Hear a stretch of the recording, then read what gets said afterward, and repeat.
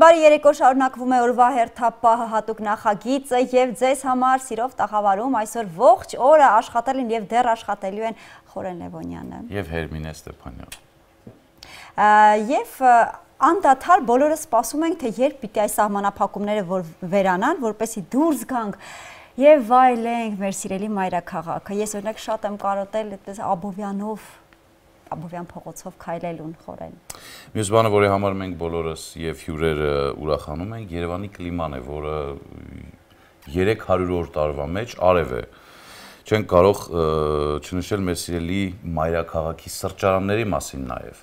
Այո, եւ բացի զբոսնելը Երևանում, իհարկե մենք շատ սիրում ենք նստել սրճարաններում, վայելել մեր մեկ գավաթ սուրճը, զգալ Երևանի ռիթմն ու տրամադրությունը եւ սա իսկապես մեր զբոսաշրջիկները շատ են գնահատում, որովհետեւ ես հասկանում եմ, որ նրանք սիրում են հայկական խոհանոց։ Ռեստորանային բիզնեսն իր առանցքային նրբություններով եւ ոլորտի արչեւ կորոնավիրուսի պատճառով ծառացած խնդիրները մեզ կներկայացնի ռեստորատոր Դավիթ Երեմյանը։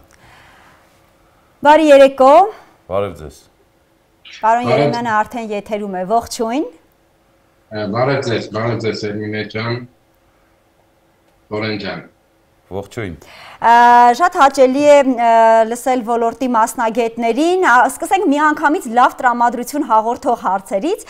Պարոն Երեմյան, խոսում ենք ես եւ Խորեն այն մասին, որ զբոսաշրջիկները շատ են սիրում Երևանի արևը, շատ են սիրում մեր սրճարանները, ռեստորանները եւ հասկանում ենք, որ պատճառը նաեւ հայկական խոհանոցը սիրելն է։ Ինչպես են կարողացել այնպես անել, որ օտարերկրացիները նախ սկսել են ճանաչել հայկական խոհանոցը եւ բացի այդ սիրել։ Այո, դուք ճիշտ եք, Հերմինե ջան, հայկական խոհանոցը մեր քաղաքի հյուրերին շատ դուր է գալիս ու կարող եմ նշել նաև, որ ռեստորանային ոլորտը այսօր կայացած ոլորտներից է Հայաստանում։ Մեծ աշխատանք ենք կատարել, տարիներ շարունակ մեծ աշխատանք ենք կատարել եւ այսօր ունենք արդյունք, նաեւ կարող եմ ասել, որ մեր քաղաքի հյուրերը անգամ նշում են, որ մենք տարածաշրջանում լավագույնն ենք, մեր հայկական համեղ սննդով եւ լավ սպասարկումով։ Գրեթե ամբողջ աշխարհում, այդ թվում Հայաստանում, զբոսաշրջությունն ու դրան հարող բոլոր ոլորտները այս պահին անորոշ հեռանկարի առջև են։ Ինչ է ձեր փորձը հուշում, ինչ ակնկալել համավարակը հաղթահարելուց հետո։ Խորեն ջան, նայեք, այս համավարակը առաջի հերթին հարված է հասցրել օրեկա ոլորտին։ Ու այս նմանատիպ իրավիճակում գրեթե ոչ մեկ չի հայտնվել աշխարհում։ Մենք մեծ ակնկալիքը կարող ենք ասել, որ պետության աջակցությունն ենք նայելու, որպեսզի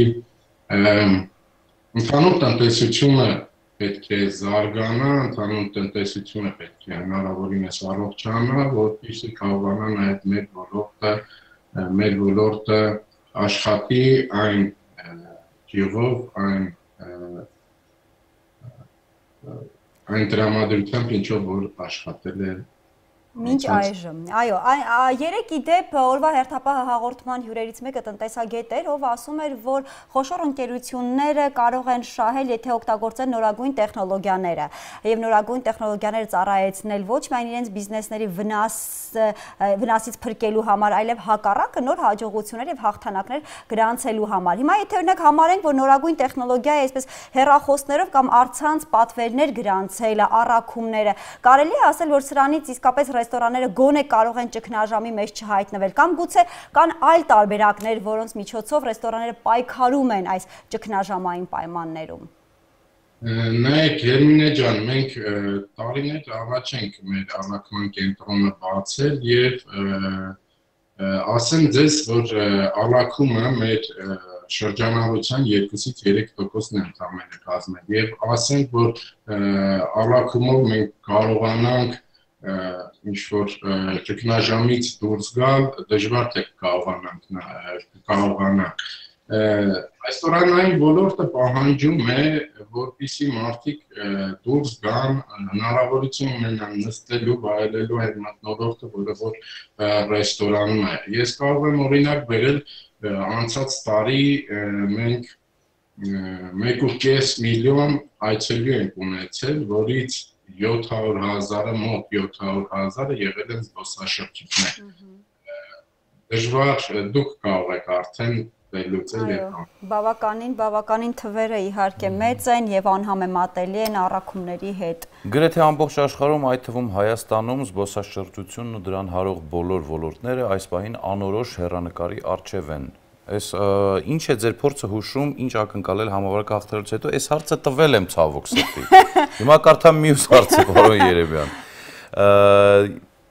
Իդեպ տեղյակ ենք, որ շատ ընկերություններ նախորդ 2 ամսում հանդես են եկել բարեգործական նախաձեռնություններով, օրինակ անվճար սնունդ են առաքել կարիքավոր ընտանիքներին։ Իսկապես կա նման բան։ Այո, իմ շրջապատում է, իմ ընկերներն են նաև մասնակցել են, արել են։ Պարոն Երեմյան, շատ ավելի կարևոր է իհարկե խոսել այն մասին, թե ճգնաժամի դեմ պայքարելու ինչ ուրիշ միջոցներ կարող են ունենալ մեծ ընկերությունները, հատկապես եթե ռեստորանների մասին ենք խոսում։ Չգիտեմ, օրինակ նոր արտադրանք, որը մինչ այդ պահը չկար, բայց այսուհետ կարող է արդեն հայտնվել շուկայում կամ այնպիսի մի բան, որը հաճախորդի մտքով չէր անցնի մինչ այդ, բայց մեկ էլ հանկարծ ռեստորատորը առաջարկում է իր հաճախորդին եւ նաեւ որպես սեփական բիզնեսը փրկելու տարբերակ կամ գուցե նոր նոտա ավելացնելու համար իր բիզնեսին։ Նայեք, մի քիչ դժվար է այն ինչը որ այսօր կառուցել ենք եւ գործում է իրեն կարողանալ ինչ որ կարճ ժամանակում վերափոխել կամ ինչ-որ գործողություններ անել, որով կկարողանանք վերականգնել մեր այն կարգավիճակը, ինչը որ ունեինք, բայց մեր կազմակերպությունը 19 թվականին նոր նախաձեռնությամբ էր հանդես եկել, Սերմից սեղան հայեցակարգն ենք մշակել, բացել ենք 2 մեծ ֆերմաներ, որը պետք է այդ մթերքները օգտագործվեր ռեստորանում, որպեսզի էլ ավելի բարելավել մթերքի որակը։ Այսօր մենք մեր մթերքները նաև ցանկություն ունենք, որ դուրս բերել շուկա եւ այդ առումով կարողանանք մի քիչ թեթևացնել այս իրավիճակը։ Օրինակ, ինչն է, որ կարող է օրինակ նախկինում ծառայել ռեստորանին, բայց հիմա դրա փոխարեն վաճառվելու է։ Ուզում եմ հասկանալ, պատկերացում կազմել։ Մսամթերք, կատնամթերք, այն ինչը որ մեր ֆերմաներում արտադրվում է։ Եվ եթե կարելի է վերջում շատ կարճ, հա, մեծ ռեստորանները հասկանալի ինչ որ մի կերպ դուրս կգան ճգնաժամից, բայց փոքր ռեստորաններ, ովքեր ցանց չեն, ունեն ընդամենը մի քանի սեղան եւ մի քանի աշխատող, ինչ խորհուրդ կտաք նրանց ճգնաժամից դուրս գալուց հետո։ Համենայն դեպս պետք չի մարտավարությունից այն տեսլականը, ինչը որ իրենք ունեցել են, պետք չի շատ շեղվել, ուղղակի պետք է հասկանալ, որ կրկնակի եղանդով ենք աշխատելու եւ հասցնելու ենք մեր նպատակը հարցնել։ Շնորհակալություն։ Շնորհակալություն, ձեզ լավ օր ենք մաղթում, խորեն իսկապես օգտակար խորհուրդներ եւ բոլոր այն ռեստորանները, ովքեր որ շարունակելու են իրենց գործունեությունը, իսկ ես հույս ունեմ Երևանի բոլոր սրճարաններն ու ռեստորանները շարունակելու են, թող որ չկոտրվեն, հավատով սպասեն իրենց այցելուներին։ Մենք էլ գնանք վայելենք մեր մի գավաթ սուրճը։ Այս պահին առաջարկում ենք դիտել հոլովակ, որը կպատմի նրա մասին, թե որտեղից ստանալ հավաստի տեղեկություն COVID-19-ի մասին։ Կորոնավիրուսի եւ արտակարգ դրության մասին հավաստի եւ վստահելի առաջնային տեղեկատվություն կարող եք ստանալ հետեւյալ էջերից. Պարետատուն covid19.gov.am Հայաստանի Հանրապետության կառավարություն gov.am Հայաստանի Հանրապետության վարչապետի աշխատակազմ primeminister.am Առողջապահության նախարարություն mох.am ncdc.am Արտաքին գործերի նախարարություն mfa.am Հայկական միասնական տեղեկատվական հարթակ Ոլորտային տեղեկատվություն ստանալու համար կարող եք օգտվել բոլոր գերատեսչությունների պաշտոնական էջերից Twitter, Facebook Պարետատան էլ-փոստի հասցեն է info@dpm.gov.am Եվ այսպես, ապրիլի 30-ին նշվում է ջազի միջազգային օրը։ 2011 թվականի վերջերին ՅՈՒՆԵՍԿՕ-ն ընդունել է բանաձև, համաձայն որի 2012 թվականից ապրիլի 30-ը նշվելու է որպես ջազի միջազգային օր։ Այո, մենք հանգիստ կարող ենք ասել, որ արդեն քանի տարի է Հանրային հեռուստաընկերությունը այս օրը ողողում է պարզապես իր եթերը ջազով, դեռ վաղ առավոտից առավոտ լուսոն անդրադառնում է այս թեմային, ողջ օրվա ընթացքում մենք լսում ենք ջազի պատմությունը, ջազի մասին եւ այսօրն է բացառություն չէ, որովհետեւ օրը ավարտելու ենք արտակարգ համերգով, լսելու ենք Վահագն Հայրապետյանին, Զարա Մարկոսյանին, ովքեր կատարելու են անկրկնելի ջազային ստեղծագործություններ եւ իսկապես ջազի միջազգային օրը բազմաթիվ հասարակական կազմակերպություններ, ուսումնական հաստատություններ, նույնիսկ սովորական մարդիկ կարծես այսօրը լավ իմաստով գործիք են դարձրել իրենց համար, որ մեկ անգամ եւս խոսեն ջազի մասին։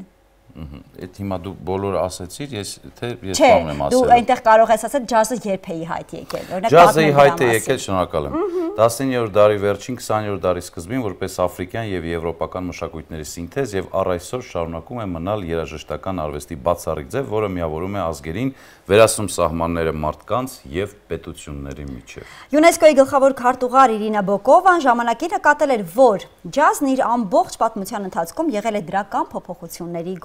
գործոն, որպիսին շարունակում է լինել նաև այսօր։ Իր ակունքներում ունենալով ստրկությունը ջազը կեղեքման բոլոր ձևերի դեմ հանդես եկող երաժշտություն է, որը խոսում է ազատության լեզվով եւ կարևոր նշանակություն ունի բոլոր մշակույթների համար։ Ես օրինակ կիսում եմ Իրինա Բոկովայի կարծիքը, որ իսկապես ջազը դա ազատության լեզուն է։ Ջազն ու Հայաստանը կապված են միմյանց արտարոց հանգույցներով։ Շատերին այդ կապը եւ ջազում հայ-փայլուն անունների արկայությունը զարմացնում է շատերի համար, դա օրինաչափ է։ Ինչ եմ մտածում այդ մասին ջազի հայկական ասոցիացիայի նախագահ Կամո Մովսեսյանը կպարզենք հենց հիմա։ Ողջույն Կամո։ Բարև ձեզ։ Կամո, նախ թույլ տուր շնորհավորել քեզ, մեզ, բոլորիս եւ շնորհակալություն ասել այն մեծ աշխատանքի համար, որ ասոցիացիան կատարում է, իրականացնում է, որովհետեւ մենք բոլորս ովքեր սիրում ենք ջազ, չենք կարող չնկատել պարզապես այն ահռելի աշխատանքը, որ արդեն քանի տարի է անում եք։ Շնորհակալություն։ Բրավո։ Շնորհակալ եմ։ Եվ այս ընթացքում թույլ տվեք ես շնորհակալություն հայտնեմ բոլոր լրագրողներից, բոլոր այն կայքերից, որոնք այսօր արձագանքել են այսօրվա առիթով եւ այս ամենը, երբ որ դու տեսնում ես ոնց են արձագանքում եւ ոչ միայն կայքերը եւ ընդհանրապես մեր հայրենակիցները, դա ոգևորիչ է եւ պարտավորեցնող եւ մենք պետք է այս իրավիճակից ելնելով անենք ավելին, որպեսզի ջազը ավելի մեծ տարածում ունենա Հայաստանում։ Շնորհակալություն ձեզ։ Կամո, երբ ասում ենք հայկական ջազ, միանգամից մտաբերում ենք մի քանի անուններ, որոնք արդեն պատկառելի տարիքում են։ Իսկ երիտասարդ սերնդների մեջ կա, սերնդի մեջ կա մի այնպիսի մեկը, որ կարծում ես, որ շուտով կդառնա համաշխարհային մեծություն։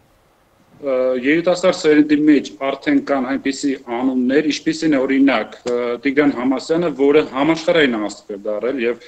այսօր ճանաչում ունի գրեթե բոլոր երկրներում, որտեղ հնչում է ջազը, ունենք իհարկե երիտասարդներ, որոնք այսօր նվագում են եւ մասնակցում են տարբեր խմբերի, այլուց որ իրենք ունեն փայլուն ապագա եւ իրենց գնահատականը տվել են այնպիսի ջազի, այսպես ասած, մասնագետներ, ինչպիսին է Ռիչարդ Բոնը, երբ որ այցելել էր Երևան, Մարկուս Միլլերը, Արտուր Սանդովալը եւ ասում է, որ դուք իրանք զարմացած են մնացել, որ այսպիսի փոքր երկրում կան նման ավանդույթներ եւ կան նման երիտասարդներ, որոնք տալիս են այնպիսի որակ, որը կարելի ասել համաշխարհային որակին հավասար։ Հենց որ մենք վստահելի ձեռքերում ենք երիտասարդների, որոնք կշարունակեն մեր ավակ սերնդի գործը։ Ես նկատի չունեի Տիգրան Համասյանի, ես նկատի ունեի ավելի ցածր տարիքային խմբի։ Տիգրանը իհարկե։ Դե նրանք դեռ դպրոցում են։ Հա։ Դե եթե Տիգրանին համեմատեք Լևոն Մալխասյանից, ստացվում է, որ ինքը ավելի երիտասարդ է։ Իսկ ինչ վերաբերվում է ավելի երիտասարդ, նշեմ, որ կա երկու մանկական նվագախումբ, ջազ նվագախումբ, որը այսօր մինչև այս իրավիճակ արտակարգի շատ ակտիվ գործում են եւ մենք մեր միջոցառումներին, թե ջազի միջազգային օրվան, թե Երևան ջազ ֆեստին, շատ ակտիվորեն օգտվում ենք եւ խնդրում ենք, որ իրենք էլ մասնակցում իրենց ելույթներով եւ տարիքը ասեմ մոտավորապես 10-ից մինչեւ 16 տարեկան։ Կամ որ Մենք դա երիտասարդ է։ Այո, դա է ուզում իմանալ։ Տիգրան Համասյանը արդեն համաշխարհային մեծության մակարդակի երաժիշտ է։ Ես նկատի ունեի ավելի երիտասարդները, որ կարող են ճեղքել դուրս գալ այստեղից, հա, նույն Տիգրանի ճանապարհով կամ այդպես կոնը։ Կամ ոչ թե ճեղքել դուրս գալ, այլ ճեղքել ներս բերել։ Կամ էլ։ Պարոն Մովսիսյան, եթե հիմա դիտարկենք ջազը որպես բիզնես, հա, բիզնես տեսանկյունից ավելի ճիշտ դիտարկենք, համաշխարհային մեծության աստղերին ջազի ասոցիացիան ամեն տարի հրավիրում էր Հայաստան, հրաշալի փառահեղ համերգներ էին այստեղ լինում։ Արդյոք եթե հաշվարկենք տոմսերի վաճառքը, մենք կարող ենք ասել, որ այո, Հայաստանում ջազը վաճառվում է, լավ իմաստով վաճառվում է, հնարավոր է վաճառել եւ բիզնես անել ջազով։ Ցավով պետք է նշեմ, որ դեռ ջազը դա բիզնես չի, դեռ ջազը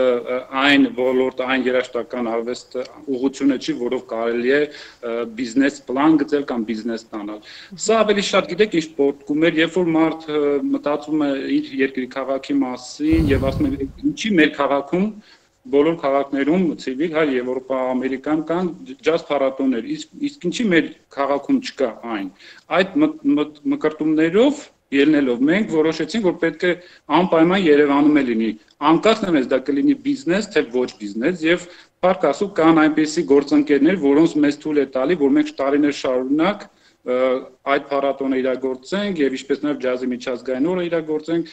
եթե չլինեն այդ մարտիկ, այդ կազմակերպությունները, բնականաբար կարծում եմ 1-2 տարի ավել դժվար թե կլիներ այս ամենը կազմակերպել։ Մեր ջազմենները ինչպես են նշելու այսօրը։ Մեր ջազմենները այսօրը նշում են նվագով, տարբեր տեզեր, տարբեր հատվածներում, իրենք իրանց բնակարաններում են, մյուսը ձեր մոտ են հյուր գալու, Վահագ Հարապետյանի ինչքան գիտեմ ձեզ մոտ հյուր է լինելու, իրենք այս բոլորը ստանում են շնորհավորանքներ, ինչպես նաև եթե նկատել եք մեր ջազի հայկական ասոցիացիա էջով, մենք շնորհավորանքներ ստացել ենք նաև մեր հայրենակիցներից, որոնք ապրում են Լիբանանում, ԱՄՆ-ում, Ռուսաստանում, Մակեդոնիայում անգամ շնորհավորանքն ենք Թավիջան եղբայրների կողմից։ Այսօր իրենց տոնն է եւ եթե ունեք ձեզ ընկեր բարեկամ կամ ծանոթ ջազմեն,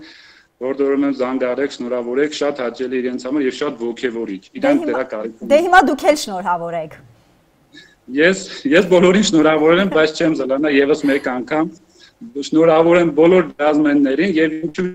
այն մարդկանց, ով սիրում է գնահատում է այդ երաժշտությունը եւ խոստանում են, որ այսա կլինի շարունակական, ոչ մի վիրուս չի կարող մշակույթի վրա ազդել, որը նաև ջազը իր մի մասն է մշակույթային կրում եւ վստահ եմ, որ այս ամենը որպես այսպես ասած վատ հիշողություն անցնելու գնա եւ մենք ակտիվորեն այս պահից մենք պատրաստվում ենք Երևան Ջազ Ֆեստին, չնայած կան որոշ կանխագուշակումներ, որ վիրուսը կարող է շարունակվի կամ որևէ մի բան, բայց մենք լավատես ենք եւ մտածում ենք ու պետք է կազմակերպել անպայման Երևան Ջազ Ֆեստի շարունակությունը պետք է ունենա։ Շնորհակալություն պարոն Մովսիսյան, հաճելի էր լսել ձեր շնորհավորանքները, վստահ եմ ջազմենները եւ ջազ սիրող մարդիկ այս պահին այդ շնորհավորանքներից իրեն լավ զգացին։ Ձեզ լավ երեկո ենք մաղթում, մնացեք հանրային հեռուստաընկերության հետ։ Շնորհակալություն։ Գիտես խորեն ես նոր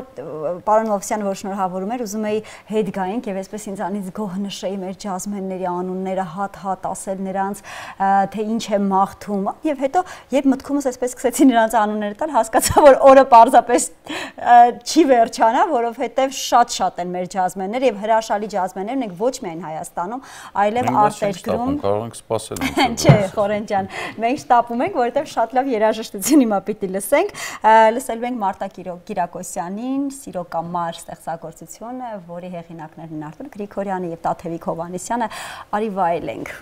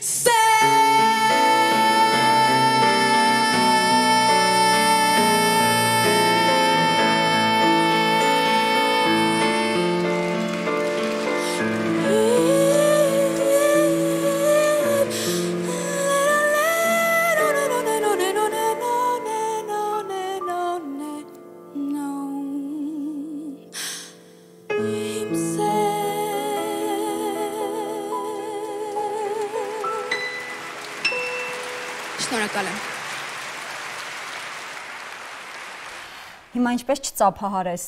Ես ծափահարում եմ, որովհետև անհնար է չծափահարել այն արտիստներին, այո, ովքեր կարողանում են այսպես կտրել քեզ իրականությունից եւ տեղափոխել բոլորովին ուրիշ աշխարհ։ Եվ իդեպ բացարձակ կարևոր չէ, դա երգիչ է թե դերասան, ով այդ պահին բեմում է գտնվում։ Կարող ես ներկայացնել մեր հաջորդ հյուրին խորեն։ Մեր հաջորդ հյուրը դերասանուհի Վիվիեն Բաստաջյանն է։ Վիվիեն, բարի երեկո։ Ողջույն։ Ողջույն։ Ես պատկերացնում ինչքան դժվար է դերասանուհուն, արտիստին տանը փակված լինել ինչպես վանդակում։ Սարսափելի։ Եվ միակ բանը, միակ փրկությունը, որ հիմա կա ինձ համար, դա դրանք այն դասերն են, որ անցկացվում են on-line տարբերակով եւ երևի դա միակ ուրախությունն է, որ հիմա մեզ կարող է պատահել։ Իսկ ուրիշ ինչ զբաղմունքներ կան, ասա գուցե դերասանուհիները, որոնք նայում են հիմա քեզ կամ ուսանողները փորձեն ինչ-որ ընդօրինակել, վերցնել կամ Ամենակարևոր զբաղմունքը դա ընթերցանությունն է։ Ընթերցանությունը ամենակարևորն է եւ ես խորհուրդ եմ տալիս բոլոր դերասանուհիներին, ովքեր դրա ժամանակը նախկինում չեն ունեցել, հենց հիմա լրացնել այդ բացը։ Ես նայում եմ շատ ֆիլմեր եւ ժամանակ առ ժամանակ հանդիպում եմ թորնիկներիս։ Մի րոպե։ Բա։ Մի րոպե։ Ես հուսամ սխալ եմ լսել։ Չէ, ճիշտ ես լսել։ Թորնիկների։ Այո։ Վիվիեն, հիմա չգիտեմ ինձ ոնց պահեմ անկեղծ ասած, ուզում եք ասել, որ դուք թորնիկներ ունեք։ Ուզում եմ ասել, որ այո, եւ խորենը կարող է հաստատել։ Այո, ես։ Դե հիմա ես էլ եմ ապագա տատիկ, բայց ուզում եմ լինել գեղեցիկ երիտասարդ ապագա տատիկ, մի րոպե չխանգարես խորեն։ Թողություն հեռուստասերիալում այնտեղ փոքրիկ երեխա կար, մեր երեխան։ Վիվիեն սովորացնում ինչպես լինել երիտասարդ եւ գեղեցիկ, բայց նաեւ տատիկ։ Մնալ այդքան թարմ, այդքան ապշեցուցիչ, թարմ երիտասարդ եւ գեղեցիկ եւ լինել տատիկ։ Ես շատ շոյվեցի ես խոսքերից։ Թորնիկներից մեկը նույնիսկ նկարահանվել է հեռուստանովելում խորենի հետ։ Այո։ Դա ի փորձում ասել չի թողնում ասեի։ Լավ, ինձ սովորեցրու գաղտնիքը, հիմա իսկապես, որպես կինը կնոջ, հա, ինչպես տատիկը ապագա տատիկի, ինչ անել ամեն օր, որ իսկապես մնալ այդքան գեղեցիկ եւ թարմ։ Գործնական խորհուրդներ։ Սիրել մասնագիտությունը, սիրել կյանքը եւ բոլոր այն մարդկանց, ովքեր մեզ շրջապատում են, ընդհանրապես աշխարհը, որովհետեւ կորոնավիրուսը, ինչպես հասկացաք, մեզ բոլորիս միավորեց, մենք հասկացանք, որ շատ բաներ արդեն այլևս Դե մի քիչ էլ գենետիկա է ջահել մնալը բան անելու։ Լավ, մոռաց հանք այս ամենը եւ անդրադառնանք մասնագիտական հարցերին։ Ասացիք, որ առցանց դասեր եք կարողանում իրականացնել, բեմական խոսք եք դասավանդում։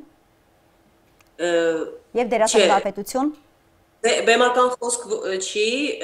առարկան, որ դասավանդում եմ, կոչվում է աշխատանք տեսախցիկի առաջ։ Ինչպես եք կարողանում առցանց իրականացնել, որովհետև կան բաներ, որ պիտի ուսանողը կողքից տեսնի իր ուսուցչին,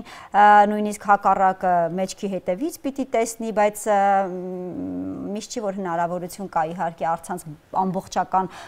կերպով դասավանդել եւ տալ այն, ինչ որ պետք է նրան։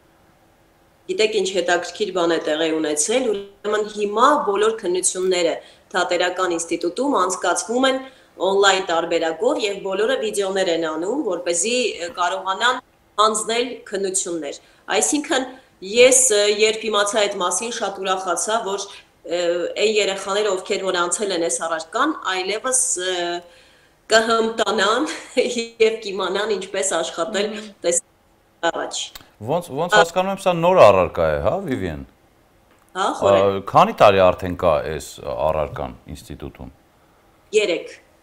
տարի։ Մինչև այդ չէին սովորացնում աշխատանք տեսախցիկի։ Սպասում էին մենք ավարտենք, հետո նոր արդեն այս նոր առարկան բերեն։ Դու ավարտել ես։ Ավարտել եմ։ Ես անցած տարի եմ ավարտել։ Դիպլոմ ունես։ Անցած տարի։ Դու դիպլոմավոր դերասան ես հիմա, շնորհավորում եմ։ Հրաշալի։ Վիվիեն, նաև գիտենք, որ դու փոքր թատրոնում, հա, կպատմես այդ գործունեության մասին, ինչով ես զբաղվում փոքր թատրոնում։ Ես 2001 թվականից աշխատում եմ փոքր թատրոնում եւ փոքր թատրոնում խաղացվում են ներկայացումներ, հրաշալի պիեսներ են բեմադրվում եւ բացի այն խումբը, որը մեծերինն է, կա նաև փոքրերի խումբ, ստուդիան, որը եւս խաղում է ներկայացումներ, նույն հարթակի վրա ինչ որ մեծերը եւ հրաշալի երեխաներ են։ Ես այդտեղ նույնպես դասավանդում եմ, այդտեղ դասավանդում եմ բեմական խոսքը թատրոնում եւ կինոյում։ 8-ից 17 տարեկան երեխաներ են, 4 տարիքային խմբեր։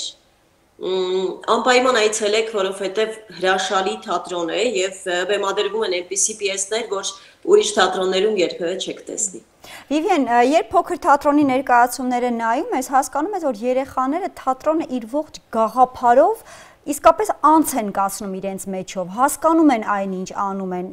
եւ նույնիսկ նրանց պրոֆեսիոնալիզմը երբեմն շատ ավելի է եւ գերազանցում է արդեն կայացած արտիստների պրոֆեսիոնալիզմին։ Այլ ո՞րն է այդ գաղտնիքը փոքր թատրոնի, որ երեխաներին եւ արտիստերին կարողանում են այնպես անել, որ երեխան անկախ իր տարիքից 8 թե 9 տարեկան է, ամբողջովին գիտակցում է, թե ինչ է անում։ Գիտեք, առաջինը այդ ամենը բխում է Վահանից Բադալյանը, որ շատ լուրջ վերաբերմունք ունի այս մասնագիտությանը եւ մենք թատրոնում երեխաներին բոլորովին չենք վերաբերում որպես երեխա։ Ես միշտ եւ թատրոնի սաներին եւ ինստիտուտի ուսանողներին, որ դուք բոլորդ իմ գոլեգաներն եք։ Ճիշտ է, ես հենց հիմա գուցե ձեզ դասավանդում եմ, բայց վաղը ինչ որ ֆիլմում կամ ներկայացման մեջ մենք խաղալու ենք, աշխատելու ենք ինչպես հավասարը հավասարի։ Եվ այդ երեխաները այն վարքյանից, որ ոտք են դնում այդ թատրոն, հասկանում են, որ դերասաններ են եւ այդ թատրոնում կա մի վերին գաղափար, որ թատրոնը ամենակարևորն է մեր կյանքում։ Եվ երբ մտնում ենք այդտեղ ոտքնում, այլևս ոչ մի խնդիր մեզ չի հետաքրքրում։ Եվի իմ ինչ-որ չափով երիտասարդ մնալու պատճառը փոքր Վիվիեն, կորոնավիրուսից հետո կարծում եմ դեռ երկար կտևի, որ թույլատրեն, որ հավաքվենք նորից խմբակային դասընթացներ, նկարահանումներ, ինչով ենք զբաղվելու։ Մինչև հավաքվելը։ Որոնք չգիտես ինչքան կտևի։ Հավաքվելու ենք քիչ խմբերով, երբ որ համոզվում ենք, որ հաստատ 14 օր տանն ենք մնացել եւ ոչ մի վիրուս մեզ չի կպել։ Վիվիեն, այս ընթացքը տարբեր կաստինգ